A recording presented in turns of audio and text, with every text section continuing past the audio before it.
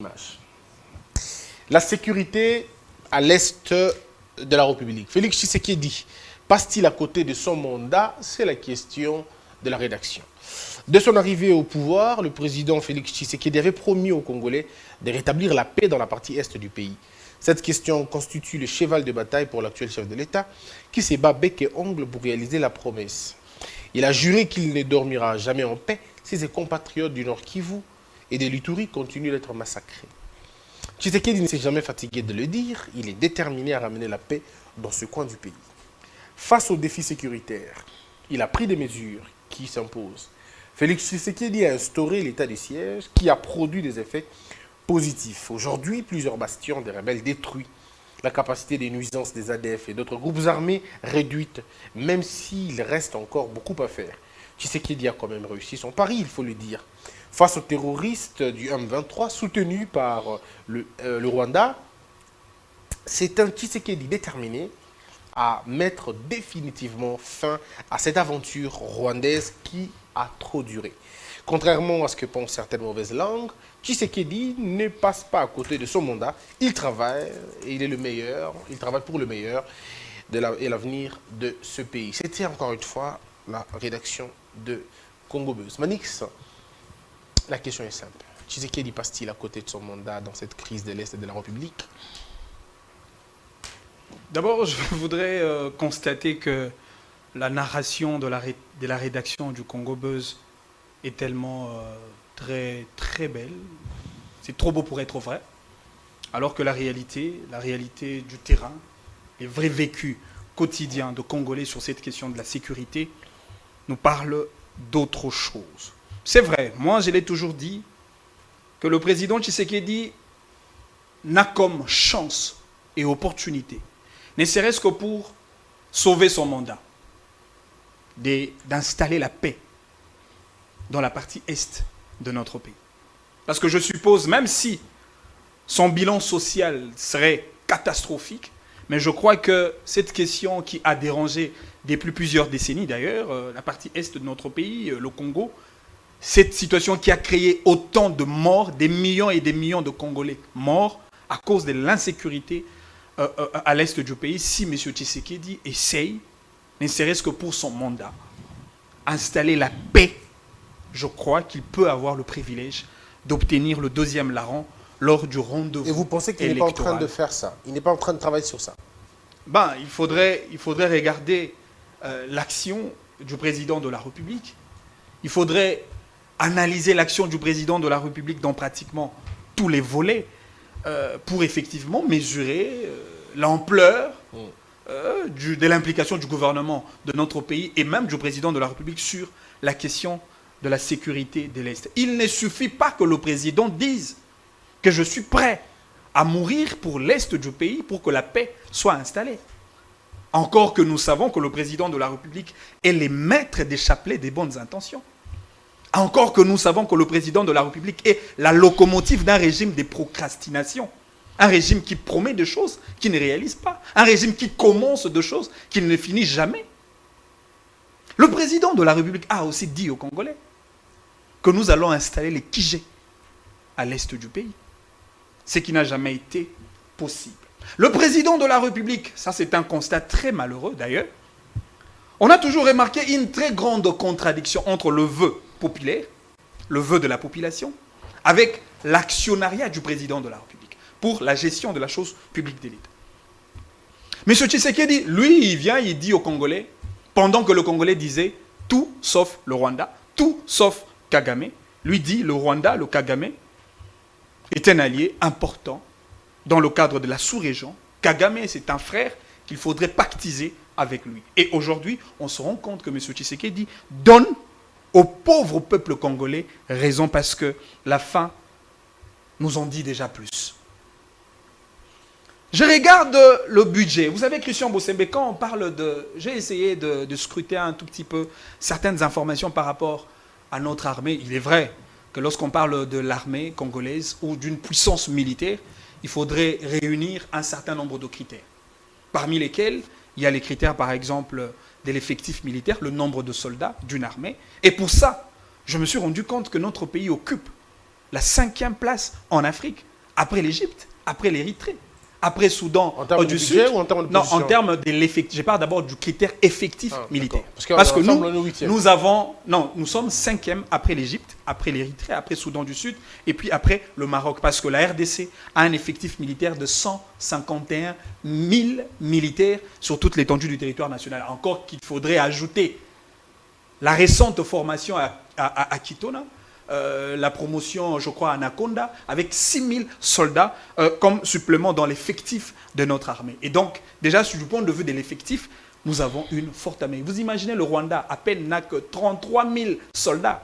En termes d'effectifs, le Congo a une armée plus forte que l'Angola, en termes d'effectifs. Oui, mais la force d'une armée, ce n'est pas l'effectif. Et Non, puis, mais non, je dis la force d'une à côté de armée, l'effectif, vous c'est avez l'assemblage suivi. Oui, mais le chef de de l'État- plusieurs critères, parmi lesquels l'effectif militaire. Mais compte. l'effectif déjà Parce pose que- un problème, vous le savez. Le chef de l'État l'avait si bien dit qu'il y avait un problème d'effectif dans le pays. On disait les chiffres annoncés et la réalité sur le terrain étaient deux choses différentes. C'était la manœuvre de la Kabylie qui finalement gonflait les chiffres pour prendre beaucoup plus d'argent et le chef de l'État l'a si bien dit. Ça, Mais on l'avait suivi, non? c'est lui le président de la République. Il me semble que le président de la République, dans son statut de commandant de forces armées de la République, récuse les bases des données relayées par un pouvoir à qui lui-même a reconnu d'avoir hérité une armée organisée. Mais quelle est la version de fait du président de la République? Est-ce que le président, en tant que commandant suprême, en tant que commandant de forces armées de la République, lui peut nous dire la donnée authentique en termes de l'effectif militaire de notre armée? Non, mais Il ne faudrait pas qu'on reste dans le faites, verbiage. vous faites On veut non. qu'on reste- Non, Mais mais s'il est-ce vous que- plaît, est-ce que vous vous faites l'avez un dit, effort vous ou pas? l'avez dit que le président a remis Faites un en effort, cause oui. cette base des données Oui. relayée par la Kabylie. Alors moi, je serais beaucoup plus à l'aise si le président de la République, avec son pouvoir, nous donne la vraie ou le vrai base des données Mais c'est par ça qui est en rapport train de à être fait l'effectif. maintenant. Bon, allez-y quand Ah, même. c'est ce qui est en train. Bien sûr, il est en train de tout faire. Je vous rappelle que c'est un pouvoir de procrastination. Vous n'aurez jamais Ok. l'effectif en D'accord. termes de Allez-y. base des données parce que M. Tshisekedi repose son pouvoir sur le privilège de continuité relayé par les actions de M. Joseph Kabila. 30 secondes. Aujourd'hui, c'est vrai, nous avons vu après les différentes contradictions entre l'armée congolaise et le gouvernement de notre pays, déjà même, parce que dans ce débat, au-delà de constats, je crois que ce serait quand même important aussi, en tant qu'acteur politique, de proposer des solutions pour envisager justement une paix qui viendrait par les propositions des acteurs politiques. Alors, que vous nous reviendrez sommes. sur les propositions à la dernière partie quand on va finir. Parce Alors, que moi, critiquons d'abord avant de je faire des pense que M. propositions. Tshisekedi a tout intérêt, d'engager la République Très bien. dans une direction Maître de paix, Pinda, parce que nous oui. avons besoin de la paix et nous avons besoin d'une armée forte. Merci, Manix. Il On faudrait que M. reviendra. Tshisekedi s'appuie sur N'épuisez pas levier- vos propositions les parce leviers. qu'on va en parler tout à Non, l'heure. je reviendrai sur les propositions Oui, parce oui. que je pense que les propositions sont plus importantes parce que par rapport aux faits, par rapport aux réalités de terrain, je crois que la réalité demeure déplorable. Très bien. Alors, Maître Pinda a rencontré Manix dans ce moyen. L'armée aujourd'hui, qu'est-ce qu'on... sur la J'allais sécurité. dire, ma tête a pas dû me revenir comme ça parce que je vois Manix à côté. Ça ici. va de Je soi. voulais tout simplement dire que Manix n'est focalisé que sur Matata Pogno, là où je l'ai vu s'étendre tranquillement. Je crois qu'il est allé aussi fouiller ça et là, et ainsi de suite. Il y est revenu. Mais lorsqu'il dit, par exemple, que nous occupons la 8e place, Non, Cinquième 5e La place. cinquième En place. termes d'effectifs militaires. J'allais dire encore Matata, je ne vous ai pas empêché de parler lorsque je ne me suis même pas permis de vous interrompre. Faites le même exercice, s'il vous plaît. Lorsque vous lisez ce qui est donné ici en 2000, Ouais. vous sentez que nous sommes à la 11e place. Ouais. Bon, là, 2003. oh là là. 2022. Classement des États d'Afrique par indice de puissance militaire. Effectif. 2022, voilà, nous sommes 11e avec 1040. Bon, là n'est même pas la question. Ouais, hein. ça, Nous ok. sommes 11e. Ça, c'est C'est-à-dire le critère de l'effectif. Oh là là. Global Manix. Ah, Oh là je là. ne parle pas du critère Mais laisse-le global. Par continuer. rapport au critère global, Non. l'armée congolaise n'occupe pas Parce que la regarde, 5e place en Afrique. Manix, regarde. Si, C'est pas possible. si il doit vous interrompre à chaque mot qu'il entend, on n'aura pas une émission. Laisse-le continuer et puis à la fin, on va discuter. D'accord, merci. Non, mais Allez-y. qu'il ait quand même la grande responsabilité de traduire scrupuleusement ce que je viens Ne de vous dire. en faites Non, pas, mais il- vous il va avez rentrer, votre laissez-le téléphone à côté, contredisez-moi avec des faits. C'est-à-dire, d'où tirez-vous la 5e position de la République démocratique du Congo? En termes d'effectifs. Non, militaires. allez-y. Alors, c'est où alors? On a Allons-y sur l'Internet. l'Internet. C'est où? Je vous concède mes 30 secondes. Vas-y, on peut voir. On va prendre beaucoup de temps. Non, non, non, pour- allez-y, c'est pas Bon, grave. alors, par l'entendre. Prends le temps de parler, puis moi je j'entre. Ok, ok, très bien. J'en Vous viens continuez, encore on y sur va. une autre question. Ok. En fait, des confusions dont vous faites preuve vous montrent. Lorsque vous dites que le président de la République doit installer la paix, non. la paix, on ne l'installe pas dans la réalité qui est la nôtre. C'est-à-dire que le président de la République doit imposer la paix. C'est ce qui s'est fait avec le FRTC. C'est d'ailleurs la première option qui a été levée sur la question du décrétement d'un état de siège. C'est ainsi que l'on continue, et on continue d'imposer la paix en recourant même en recourant même aux forces régionales pour éventuellement en arriver à ça. Manix, vous savez, lorsqu'il s'agit de la sécurité à l'est de la République, Tshisekedi est extraordinaire.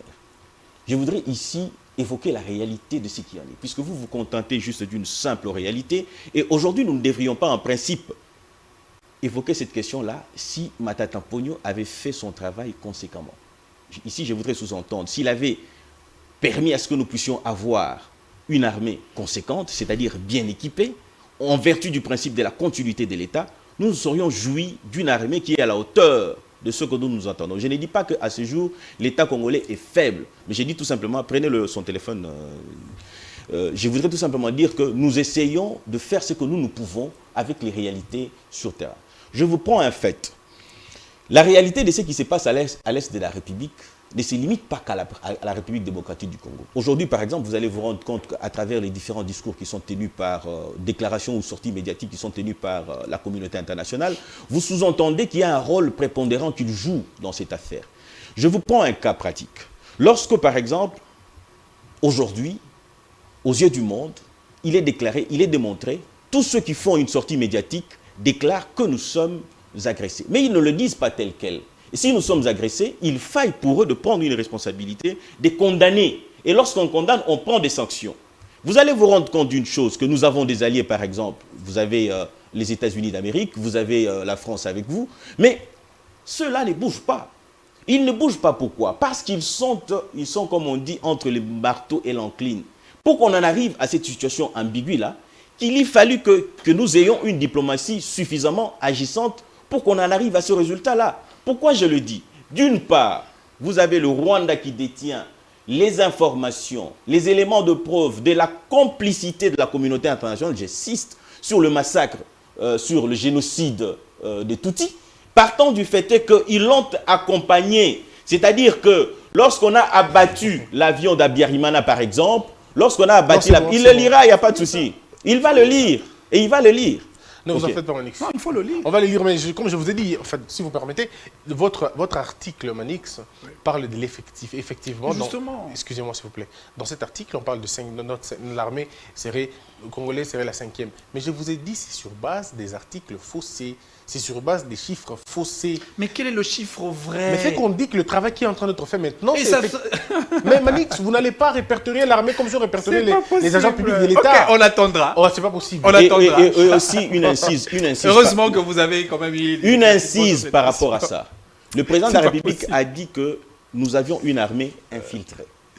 Lorsqu'il l'a dit, qui mettait à sa disposition ces informations? N'est-ce pas là les mêmes personnes qui infiltraient?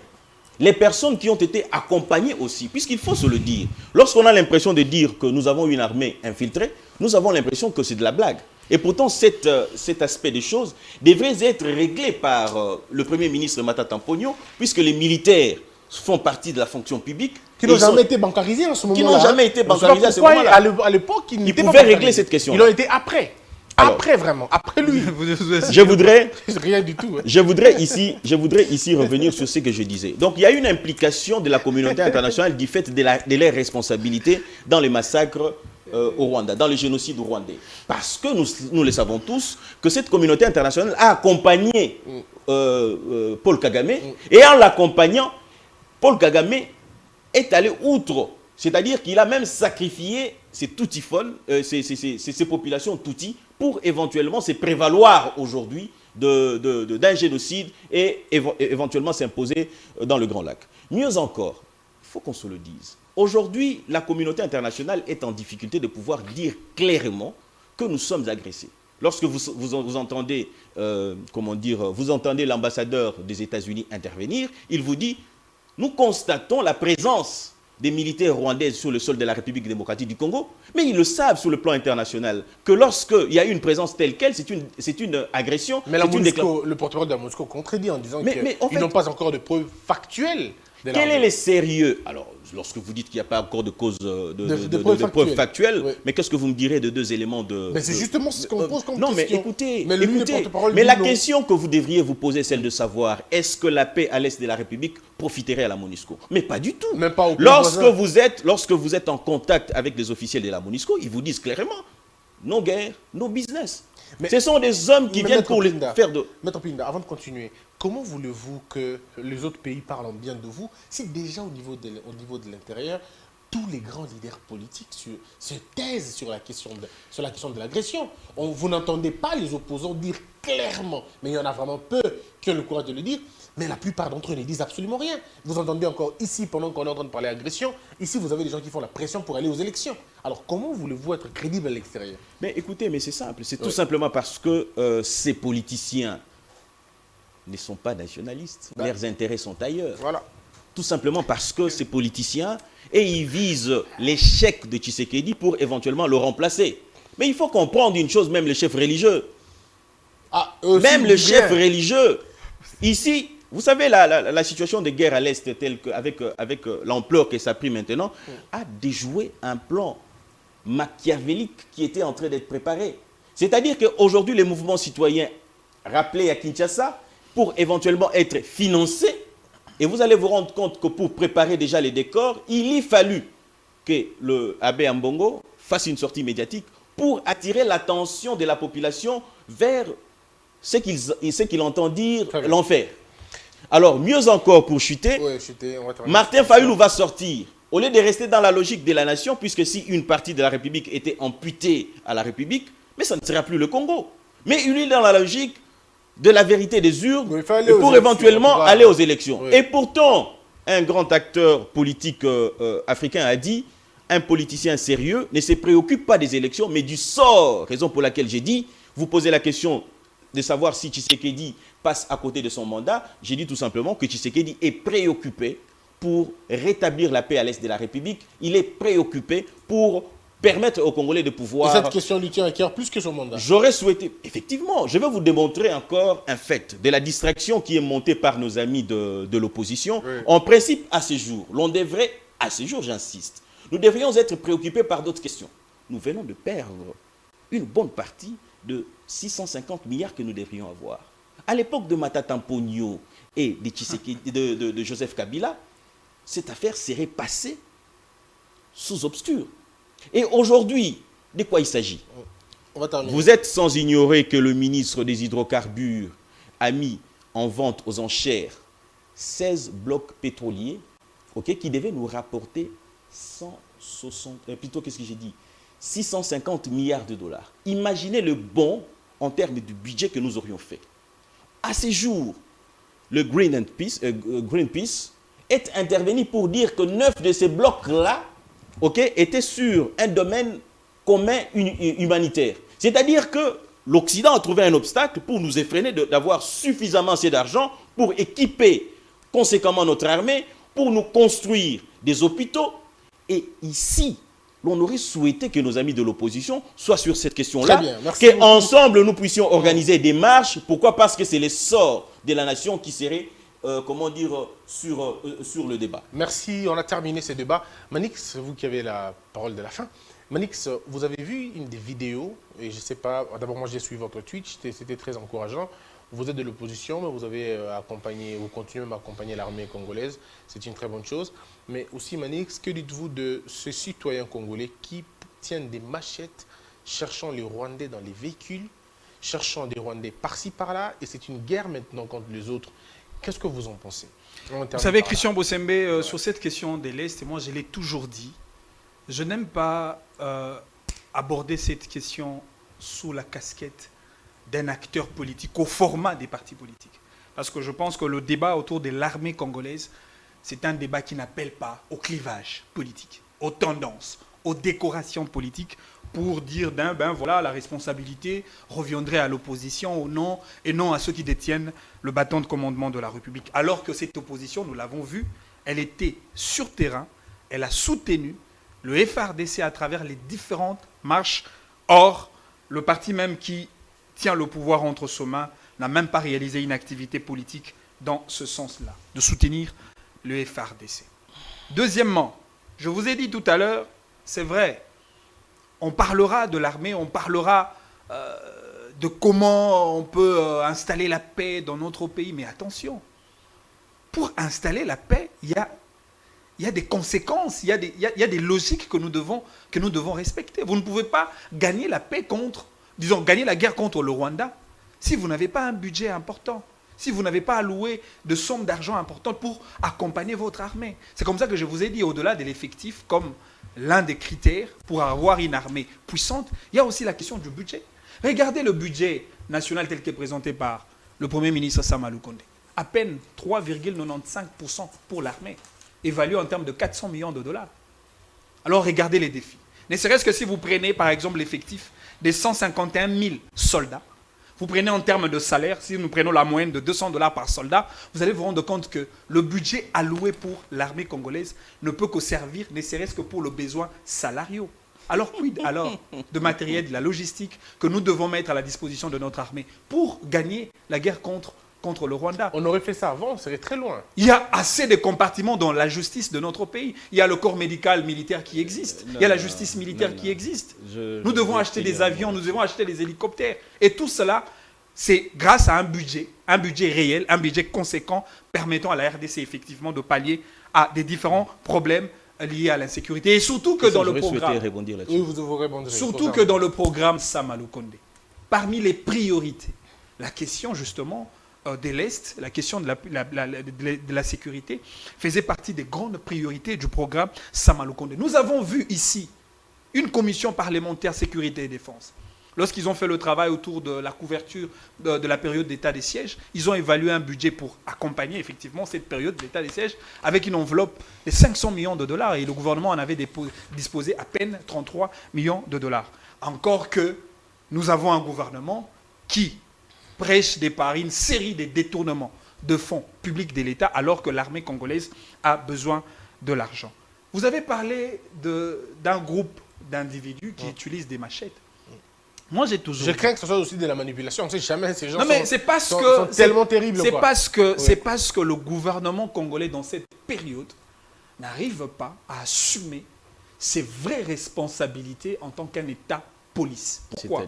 Regardez même, c'est vrai, par le vent patriotique que nous portons tous, les vêtements un peu qui avoisinent aux indices militaires. Mais attention, si on ne contrôle pas cette période, ça peut encore susciter de vagues de criminalité avec des gens qui vont se servir des tenues militaires pour créer encore de la désolation dans notre pays. J'ai toujours parlé d'un autre volet, le volet de la communication. Dans un pays sérieux et avec des gouvernements sérieux, des dirigeants sérieux, lorsque nous sommes dans une phase de crise militaire, qu'est-ce qu'on fait? On regroupe d'abord les médias les plus influents du pays. Je pense que Christian Bossembe en fait partie avec son Congo Buzz. Israël Mutombo avec son Bossolona politique en fait partie. Christian Lusakweno, Top Congo et ainsi de suite. Vous regroupez d'abord le média national le plus influent du pays et vous les injectez les politiques et stratégies de communication à vulgariser pendant cette période. Cela est quand même très important pour éviter effectivement les diversions et etc. Parce vos propositions, Manix, aussi. Ça fait partie des propositions. Ah, d'accord, très bien. Et aussi, il faudrait que, d'ailleurs j'ai entendu par un communiqué que le gouvernement provincial de Lubumbashi, à Lubumbashi, on a envoyé 2000 militaires à l'Est pour renforcer l'effectif. Ça, c'est une bonne chose. J'ai encore appris qu'ici, au niveau de la force de l'état-major général, ici à Kinshasa, on a envoyé 2 bataillons. Ça, c'est encore une bonne chose. Il faudrait multiplier des stratégies efficaces pour permettre à la RDC justement de gagner la guerre. Parce qu'on ne peut pas parler de la démocratie, on ne peut pas parler des élections, on ne peut pas parler du fonctionnement normal de l'État congolais aussi longtemps que la sécurité, les territoires congolais posent problème, alors que le territoire a toujours été considéré comme l'un des attributs importants pour parler de l'effectivité d'un État. Merci beaucoup Manix, merci d'être passé. Maître Mpinda, on termine avec vous. Manix, soyons quand même sérieux. Hein. Lorsqu'on parle du budget de la République, il faut se renseigner, il faut aller ça et là, ainsi de suite, tout ça. J'ai l'avantage d'avoir été au ministère du budget. Je vais vous donner une information que vous n'avez pas et je pense que vous allez aussi arrêter avec cette propagande, donnant l'impression que les militaires sont payés par le pourcentage du budget qui les est concerné. Pas du tout. Les militaires sont considérés dans la fourchette des fonctionnaires de l'État. C'est-à-dire que quand on parle de paye des fonctionnaires de l'État, la chose est organisée telle qu'elle. Ça, c'est d'abord un premier élément. Deuxième élément, lorsque le militaire tombe malade, lorsque les militaires doivent être enterrés, lorsque vous avez au ministère du budget une cellule qu'on appelle charge commune, où on y jette, on y trouve tous les besoins y afférents. C'est-à-dire que lorsqu'on dit budget est à hauteur de tel montant, on voudrait tout simplement se référer aux besoins d'équipement, aux besoins d'armes et aux besoins des tenues militaires. Alors, ne nous apportez pas sur un plateau des confusions telles qu'elles ne concernent pas la globalité de la réalité de la société militaire. Effectivement, je le dis, je mets à défi qui que vous voulez vous le dites pour sur base avoir de quoi? Parce qu'il y a la loi. avoir été au ministère. Non, mais cela ne suffit pas pour alors prêcher l'évangile de la vérité ici. Non, C'est pas parce que vous étiez au ministère de Manix, budget que ce que vous dites là est vrai. Non, Manix, il a été là quand même. Non, Il a quand même le bénéfice de doute. Il était là. Non seulement que j'ai été au ministère du budget, mais aussi j'ai participé plus d'une fois à l'élaboration du budget. C'est-à-dire que je présume, avec beaucoup d'humilité et de modestie, que j'ai au moins une connaissance pratique de ce que vous n'avez pas. Ne passez pas à la télé pour raconter. Bon, ça n'engage pas. Sur base de quoi c'est faux, Manix? Non, mais ce que vous dites là est faux. La répartition de parts budgétaires est bien définie. Nous avons une loi de finances. La part de la FARDC, de l'armée congolaise, est bien réservée. Cette part-là est évaluée en termes de 3,95%. Mais il est d'accord. Exactement. Alors, et attendez un peu. Je vous informe que... Manix. On va faire simple. Les salaires des militaires, on le trouve dans quelle fourchette selon vous? Dans la fourchette de la part réservée pour le budget de l'armée. Manix, arrêtez de raconter, ce n'est pas vrai. Les militaires des FARDC, la police nationale, sont considérés comme étant des fonctionnaires de l'État. C'est-à-dire que lorsqu'on enclenche la machine par la cellule de la paye de la fonction publique, c'est au même moment. On commence d'ailleurs avec les militaires et de la police et éventuellement on poursuit avec les autres fonctionnaires. Ils sont considérés comme étant fonctionnaires de l'État et ils sont pris en charge tels quels. Quand il s'agit des questions de maladies, ils vont même au ministère du budget, à la cellule de la charge commune pour éventuellement poser leurs problèmes. Des problèmes de soins. D'ailleurs, les militaires, tout ça, ils sont, lorsqu'on parle de l'organisation syndicale des militaires, on prend tout le monde. Et les médecins militaires et civils, tous ensemble, ils vont discuter au ministère de la fonction publique et au ministère de la santé. Et ils passent par le ministère du budget. Donc c'est un tout. Ne venez pas dissocier pour donner l'impression que les choses ne se passent pas comme ça. Je voudrais, excusez-moi, revenir sur cette question. Sur cette question. Vous savez, Kagame, c'est un rusé. Il sait que pour attirer l'attention du monde, il faille monter cette mascarade qui donne l'impression de la persécution de la communauté Banyamulenge. Le président de la République l'a dit, il a anticipé d'ailleurs en son temps pour dire que les Banyamulenge étaient nos frères. C'était pour éventuellement éviter que Kagame puisse se servir de ces prétextes-là, puisqu'il s'en était déjà servi sous Kabila, éventuellement pour obtenir gain de cause. Aujourd'hui, ce qui se passe à ces jours, selon les informations que nous avons en notre possession, parce que l'on a cité l'UDPS, on a aussi cité Yokasson, pour éventuellement dire qu'il y a eu des appels à la haine. Les Banyamulenge sont nos frères. D'ailleurs, pour rire, je disais à mon épouse, si je n'étais pas encore marié à la délicieuse, fabuleuse femme que mon épouse, je me serais peut-être marié à une Munyamulenge parce que je suis sorti avec une d'elles.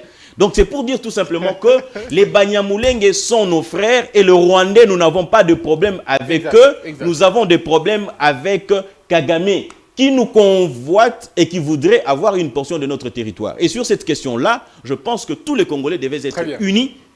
Et c'est que je demanderai à la communauté de nos frères Banyamulenge de faire aussi des déclarations allant dans le sens de condamner le Rwanda. Chose qu'ils ne font pas. Merci beaucoup. Merci, Maître Pinda. Je rappelle qu'on a cité à tort Pasteur Guili, qui est mon frère.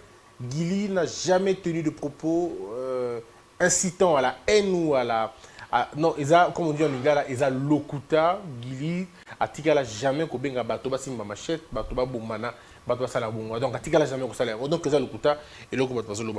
alors, merci beaucoup à vous, Manix, d'être passé. Vous avez aimé le débat, ça va? Ouais, j'ai aimé les débats. Merci, Manix. Merci également, Merci à vous. Maître. Est-ce que vous allez y repasser de temps en temps? Il y a pas, je suis à votre disposition. Très bien. À tout Merci. moment. Non, là. mais je voudrais Beaucoup. que sur la question du retour de Ah Joseph oui, Kabila, d'accord, ok. on revienne sur cette question. Ok, on va prendre un rendez-vous, comme ça, vous serez avec quelqu'un d'autre et vous serez avec les gens du FCC, d'accord? Y a pas de Comme souci. ça, comme ils le souhaitent. Messieurs et dames, le débat est ouvert. Vous avez une question, vous avez une idée sur la question du retour de Kabila ou pas, le plateau est ouvert. On a besoin de 2 personnes encore. Puisqu'on a déjà 2 personnes, le plus rapide seront vite appelés. Le numéro est affiché sur le bas de l'écran. Faites-le. Que la peur quitte ton esprit et que Dieu bénisse la RDC.